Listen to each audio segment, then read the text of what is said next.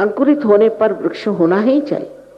आप जितनी अपनी इज्जत करेंगे, अपने आत्म साक्षात्कार का अनुभव गहराई से पाना चाहेंगे, उतनी ही आपकी वृद्धि होगी और आपके सारे लाभ हो सकते हैं।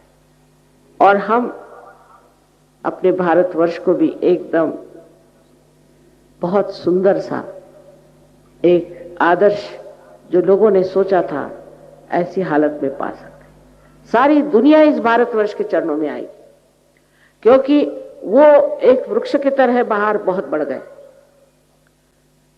लेकिन उनकी जड़ें बहुत कमजोर हैं और उस जड़ों का जो आधार है वो हमारे इस भारतवर्ष में, विशेषकर अपने महाराष्ट्र में। और इसको पाना, इसको प्राप्त करना भी बहुत सहज है। सिर्फ फिर से कहूंगी कि एक शुद्ध इच्छा रखें और उसी शुद्ध इच्छा के सहारे आप इसे प्राप्त कर सकते हैं। उसके लिए और कोई चीज की जरूरत नहीं। सिर्फ इसमें ये जान लेना चाहिए कि पूर्ण आत्मविश्वास रखें कि हम इसे प्राप्त कर सकते हैं। ये नहीं सोचना चाहिए कि हम कैसे पा सकते हैं और हम तो पापी हैं और ये वो। इस वक्त आप कोई पापी वापी नहीं है। इस क्षण अपना जो कुछ भी भूतकाल है, पास्ट है, उसे एकदम भुला दीजिए। इस वक्त आपको प्राप्त होना है वो चीज जिसके लिए आप इस संसार में आए। और ये सब धारणाएं दिमाग से निकाल, जो आपको समझाते हैं कि आप पापी हैं वगैरह, सोच लीजिए वही पापी होंगे। आपको अपने प्रति गौरव और आदर होना चाहिए। कुछ भी हो, कुछ भी किया हो, आपको पता होना चाहिए कि परम चैतन्य जो है ये क्षमा का सागर है। सबसे ज्यादा ये क्षमा का सागर है। ऐसे तो ये ज्ञान का सागर है, ऐसे ये प्रेम का सागर है, लेकिन सबसे ज्यादा ये क्षमा का सागर। और इसलिए आपका कोई भी गुनाह ऐसा नहीं है जो ये क्षमा नहीं कर सकते और अपने अंदर पूरी तरह से नष्ट नहीं कर सकते। इसलिए आप कृपया ये जान लीजिए कि अपने प्रति एक प्रसन्न चित्त रहना चाहिए इस वक्त। और जो और भी आसान चीज है वो है कि आप सबको एक साथ क्षमा करें। बहुत से लोग कहते हैं क्षमा करना बड़ा कठिन है, पर सोचिए कि आप क्षमा करते हैं तब आप करते क्या है? कुछ भी नहीं करते। क्षमा करते वक्त आप क्या करते? कुछ भी नहीं करते। और क्षमा नहीं करते तो भी कुछ नहीं करते। तो जब आप क्षमा नहीं करते तब दूसरों के हाथ खेलते हैं, गलत लोगों के हाथ खेलते हैं, क्योंकि आप ऐसे लोगों के बारे में सोचते रहते हैं जिन्होंने आपको दुख दिया और आप अपने को दुख देते रहते हैं, नाराज होते रहते हैं, परेशान होते रहते हैं। इसलिए अगर आप अभी सबको एक साथ क्षमा करें, उनके बारे में सोचने की भी जरूरत नहीं, कोई सोचने की जरूरत नहीं, ऐसे ही क्षमा करें। क्षमा करते ही आप देखेंगे अभी बड़ा हल्कापन हो जाए। सबको एक साथ क्षमा करें, क्योंकि जो आज्ञा का चक्र है ना, ये बहुत संकीर्ण है और इसके अंदर से कुंडलिनी को निकलने के लिए चाहिए कि वो जरा सा खुल जाए। वो क्षमा करने से खुल जाएगा। अपने को किसी चीज में दोषी नहीं समझना चाहिए। अब ये अंग्रेजी तरीका है, उठे सुठे सॉरी सॉरी सॉरी। आजकल, पहले हम लोग तो जब छोटे थे, मतलब हम तो बहुत उम्र है हमारी, तो हम लोग तो आई बेग योर पार्डन कहते थे। तो आज के लिए सॉरी, भाई सॉरी का के लिए सुबह उठो तो सॉरी, शाम को उठो तो सॉरी, हर चीज में सॉरी कहें। अपने को किसी चीज के लिए दोषी समझना, छोटी छोटी चीज में।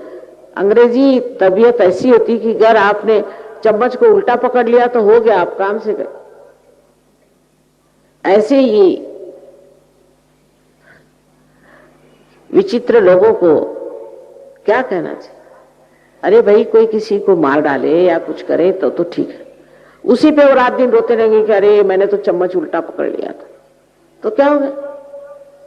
ऐसी जो संस्कृति है उथली बिल्कुल, कि चम्मच कैसे पकड़ते हैं आप और कप कैसे पकड़ते हैं और खाना आप कैसे खाते हैं, अरे इसमें रखा क्या?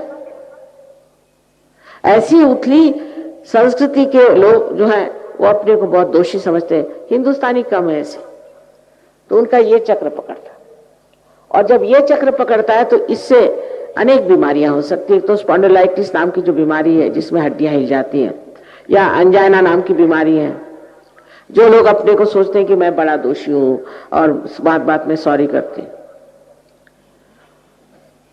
ऐसे लोगों का ये पकड़ा जाता। और इससे आगे चल के हो सकता है कि सारे आपके जो शरीर के अवयव हैं वगैरह वो भी सब लिथार्जिक हो जाए, इसलिए वो भी आलसी हो जाते हैं। इसलिए काहे को बेकार में अपने को दोष देते बैठना?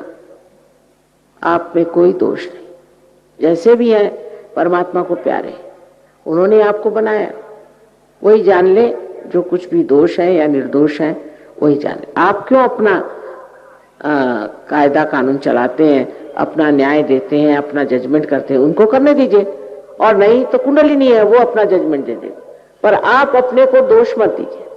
बस यही 3 बातें मुझे आपसे कहनी है। अगर आपने ये 3 बातें अभी कर ली मेरी बात मान करके कृपया, तो आपकी कुंडलिनी फौरन जागृत हो जाएगी। चौथी बात यह है कि आत्म साक्षात्कार के बाद हम पूरी तरह से इसमें अपने को ढालेंगे और अपना हम इस परम चैतन्य का जो भी योग हुआ है उसको स्थापित करेंगे। ऐसा वचन ही देना पड़ेगा, क्योंकि आधा अधूरा काम कभी भी फायदा नहीं करेगा। फिर 10 दिन बाद आप आके पहुंचेंगे कि माँ मुझे ये बीमारी हो गई, फिर उसके बाद आएंगे माँ मुझे वो हो गया। तो रात दिन जैसे धोबन कपड़े धोती है, ऐसे मैं भी आपकी रोज सफाई करके फिरूं, ये ठीक नहीं। इसलिए आज ही निश्चय कर लें कि हम इसमें गहरे उतरेंगे, अपने को पूरी तरह से पाएंगे और हम अपनी सारी शक्तियों को पूरी तरह से प्रभावित करेंगे। क्योंकि मैंने कहा है कि परदेश में जो हुआ है वो एक शुष्क पेड़ की तरह बढ़ रहे है और उसका पानी इस देश में है, यहां आपके पास, इसे आप प्राप्त करें।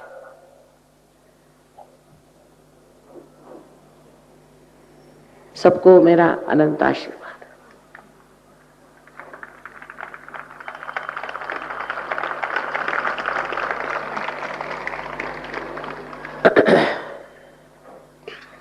अब इसमें बहुत, मैंने आपसे कहा कि आप जहां बैठे हुए हैं यही पुण्य भूमि है।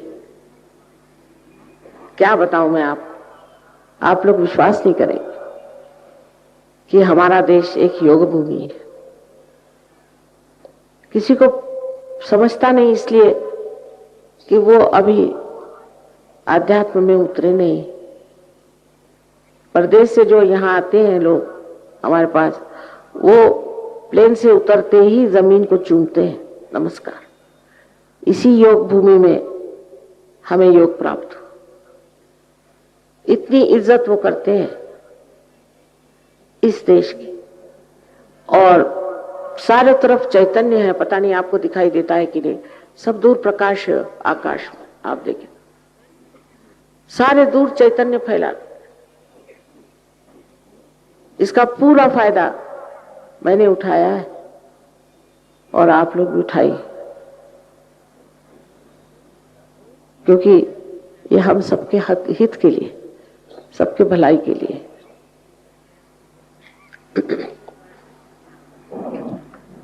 अब एक बात और है कि किसी पे जबरदस्ती नहीं हो सकती। जिनको सहयोग करना है वो करें और जिसको नहीं करना है वो जाए, क्योंकि ये समय ऐसा आया हुआ है जिसको कि कहते हैं लास्ट जजमेंट। अब जिसको चाहिए कि वो परमात्मा की ओर जाए उनके लिए ठीक है, और जो नहीं चाहते उनके लिए भी ठीक है। किसी पे जबरदस्ती नहीं हो सकती, क्योंकि आपकी जो स्वतंत्रता है उसका मैं मान रखती हूँ, और उसके लिए आप अगर नहीं चाहते तो बेहतर है कि आप लोग तशरीफ बाहर ले जाए। इसके लिए कोशिश करने से भी नहीं होगा। जो यहाँ क्रिटिसाइज करने बैठे हैं और बड़े घोड़े पे सवार आए हैं, उनको नहीं मैं पार कर सकती, माफ करिए। सिर्फ वही लोग पार होंगे जो जानते हैं नम्रतापूर्वक कि हमें अपने आत्मदर्शन को प्राप्त करना। सो आप सबसे ये विनती है कि जो लोग नहीं चाहते वो कृपया यहाँ से बाहर चले जाएं तो अच्छा होगा, और जो लोग खड़े हैं वो कृपया बैठ जाएं। इस जमीन का फायदा उठाना चाहिए। बसून गया।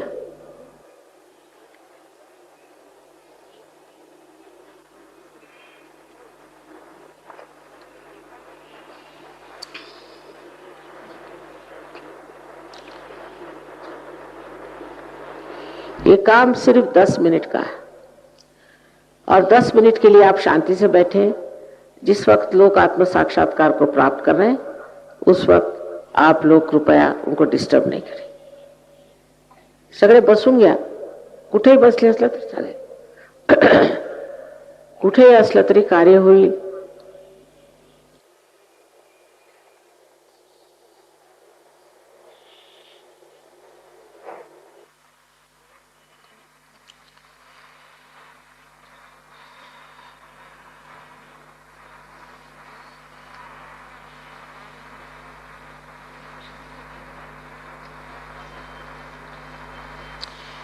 अब आपके पैर में अगर जूते हो तो उसे उतार दें और दोनों पैर जमीन पर अलग अलग रखें। जो कुर्सियों पे बैठे और जो जमीन पर बैठे हो सिर्फ जूते उतार दें।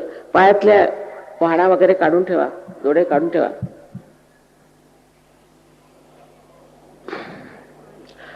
आणि जमलं तर टोप्याही काढा। आई समोर कशाला टोपी पाहिजे? मी काय मिनिस्टर नाही आहे।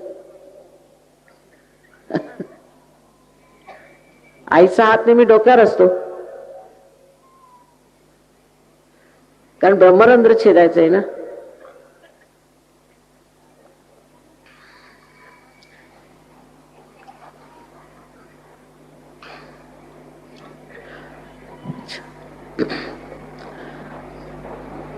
दोनों पैर अलग अलग रखिएगा, क्योंकि ये दो शक्तियां हैं, लेफ्ट एंड राइट, जिसके बारे में आप बाद में जान जाइएगा पूरी तरह से। अभी जो है दोनों पैर अलग अलग रखिए। जो लोग कुर्सियों पे बैठे, अब दोनों हाथ मेरी ओर ऐसे करें। चश्मे भी उतार दीजिए, क्योंकि अब आंख बंद हो जाएगी आपकी, तो कोई जरूरत नहीं। दोनों हाथ ऐसे करें।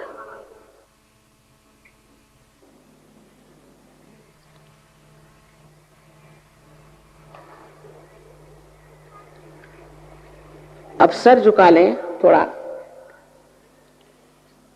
और हमारी ओर लेफ्ट हँड करें। डावा हात माझ्याकडे करा, मान थोडीशी वाकून घ्या आणि डावा हात माझ्याकडे, और आंख बंद कर लें, डोळे मिटा। अब राइट हैंड तालू के ऊपर रख के देखिए, टाळू वर ठेवा।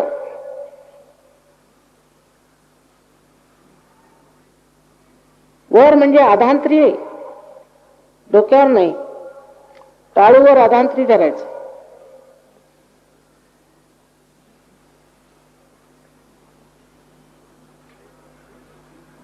अब देखिए कि आपके सर में से तालू पर से कोई ठंडी या गर्म हवा आ रही होगी। अगर आपने माफ नहीं किया तो गर्म आ रही होगी, माफ कर दीजिए। ठंडी या गर्म हवा, आदि शंकराचार्य ने कहा है सलीलम सलीलम, ठंडी ठंडी, किंतु गर्म भी आ रही है तो कोई बात नहीं। अच्छा, अब फिर से राइट हैंड मेरी ओर करें, गर्दन झुका, और लेफ्ट हैंड से देखें कि सर से तालू से ठंडी या गर्म हवा आ रही क्या। किसी किसी को बहुत नजदीक आती है और किसी को दूर। और आप अगर हाथ घुमा के देख लें तो आप महसूस कर सकते हैं। उजवा हात माझ्याकडे करायचा आणि डावा हात डोक्यावर अधांतरी धरायचा, मान वाकून घ्या आणि बघा थंड किंवा अशी गरम हवा डोक्यातून येते का. जर तुम्ही क्षमा नसेल केली तर गरम येणार, पण जर क्षमा केली आता तर थंड यायला सुरुवात होईल. अधांतरी धरा, डोक्यावर नको. टाळू कुठे माहिती ना, बरोबर टाळूच्या तिथे अशी फिरवून बघा, कुणाला जवळ येते कुणाला दूरवर. आता डावा हात माझ्याकडे, लेफ्ट हैंड मेरे तौर करे और फिर सर झुका ले. अब राइट हैंड से देखिए ठंडी हवा आ रही या गर्म हवा आ रही. बिल्कुल सर के ऊपर नहीं पकड़ना, अधांतरी माने उससे दूर, सर से दूर, तालू पर, फॉन्टेनेल बोन एरिया जिसे कहते हैं वहां पर. और देखिए कि ठंडी या गर्म हवा आ रही है या नहीं.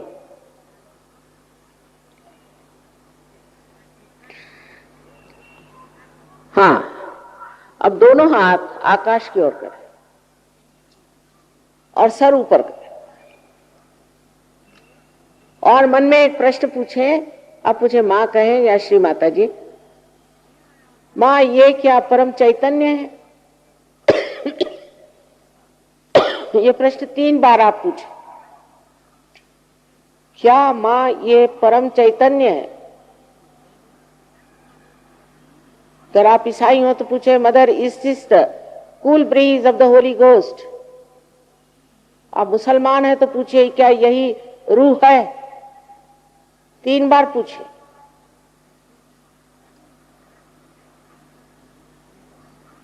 अब हाथ नीचे करें, दोनों हाथ मेरी ओर ऐसे करें और मेरी ओर देखें. निर्विचार हो गए, आप हो सकते हैं निर्विचार.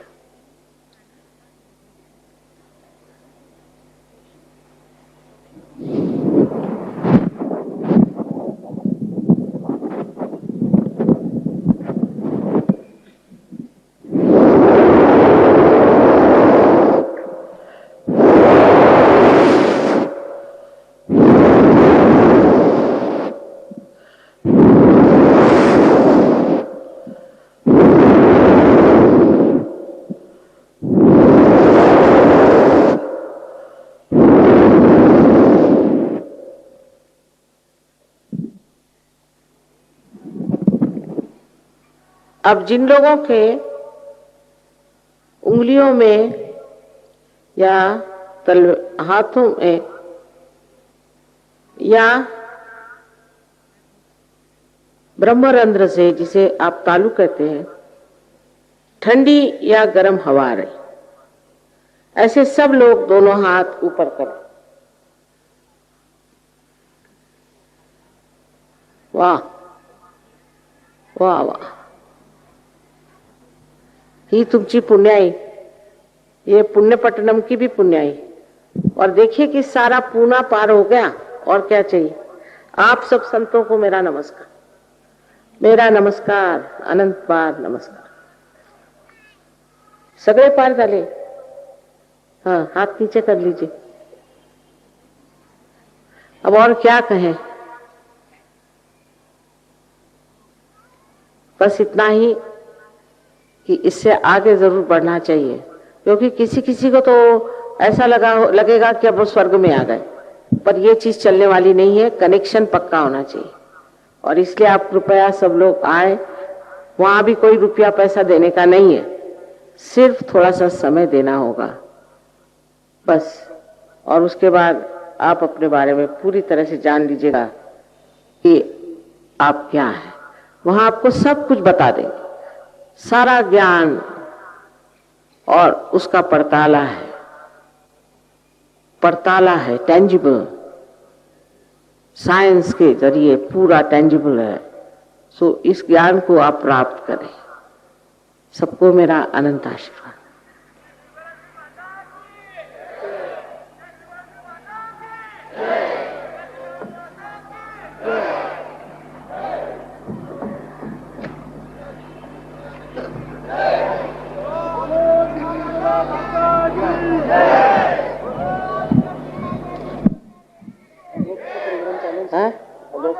दिलेले फॉलोअप के प्रोग्राम के हैंडबिल्स बांट दिए हैं। आप लोग जरूर जरूर आइए, जरूर आइए, इसको प्राप्त करें। अगले साल मैं आऊं तो इतने सारे आत्मा के वृक्ष खड़े हो जाएंगे, फिर क्या इस देश में रह जाएगा? कौन सा प्रॉब्लम रह सकता है?